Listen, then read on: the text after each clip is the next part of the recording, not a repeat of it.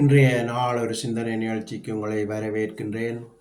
இன்றைய நாளொரு சிந்தனை நிகழ்ச்சியில் நான் சொல்லப்போவது, பெருமை உள்ளவர்களுக்கு தேவன் எதிர்த்து நிற்கிறாராம்.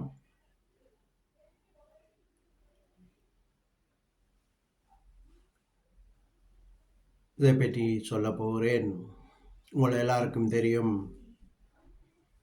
இஸ்ரேல் காசா சண்டை துவங்கி இஸ்ரேல் இராணுவம் இந்த காசாக்குள்ளே போகிறதுக்காக ரெடி பண்ணும்போது இந்த ஹமாஸ் என்னும் இயக்கம் சொன்னது, வாங்க வாங்க உங்களை எல்லாரையும் கருப்பு பேக்கில் கட்டி திருப்ப இஸ்ரேலுக்கு அனுப்புகிறோம்னு சொல்லி. ஆனால் இப்போ 1.5 வருடத்துக்கு மேலே முடிந்தது. இந்த இஸ்ரேல் இராணுவம் காசாக்குள்ளே போய் 80 விதமான இடத்தை பிடித்திட்டார்கள். ஹமாஸும் எத்தனையோ 1000 பேர் அழிந்து விட்டார்கள். இப்போ இன்னும் மிஞ்சி இருக்கிறது இன்னும் ஒரு 20 வீத இடம்தான். இதே மாதிரி ஹிஸ்புல்லா என்னும் இயக்கமும், இந்த நியூஸ் பார்க்குறாக்களுக்கு தெரியும், இந்த அண்டர் கிரவுண்டுக்கு இந்த ஆயுதம் எல்லாம் காட்டினது ஹிஸ்புல்லா. இவர்கள் 1.5 லட்சம் பெரிய குண்டுகள் எல்லாம் ஆயுதங்கள் எல்லாம் வைத்திருக்கிறார்கள். இவர்கள் அழிக்க முடியாது. ஹிஸ்புல்லா ஹமாஸை விட பெரிய இயக்கம் ஹிஸ்புல்லாண்டெல்லாம் சொன்னார்கள்.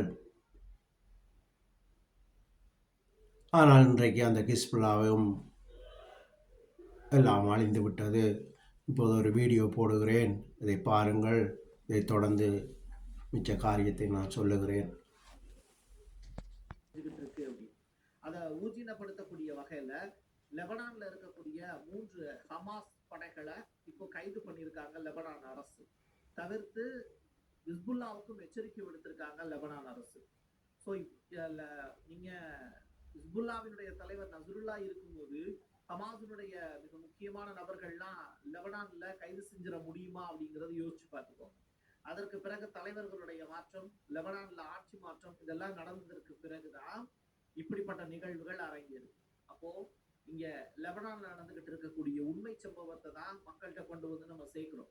லெபனான்ல இப்ப நம்ம மாத்தி சொல்றதுனால ஒன்னும் உலகத்திற்கு நட்டமாக போறது கிடையாது.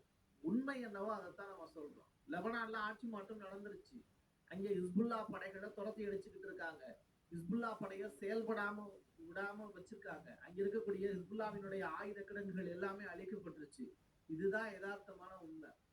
ஸோ இந்த உண்மை சம்பவத்தை மக்கள் புரிஞ்சுக்கணும் அப்படிங்கிறதுக்காக தான் நம்ம சொல்றோம். ஹமாஸ் இஸ்ரேலுடைய கோரிக்கையை ஏற்கல அப்படிங்கிறது ஒரு முக்கியமான விஷயமா பார்க்கப்படுது.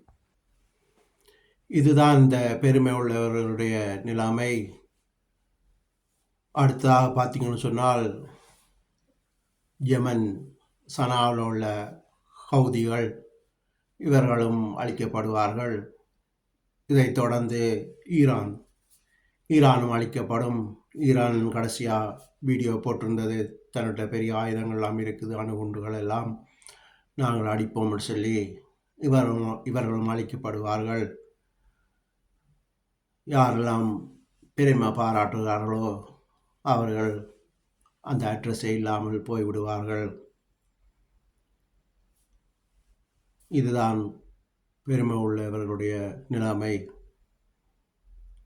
இந்த பாகிஸ்தான் பெருமை பாராட்டியது இப்போ இந்தியா அடித்து விட்டது. பாகிஸ்தானும் அழிவின் பாதையை நோக்கி போய்கொண்டிருக்கின்றது.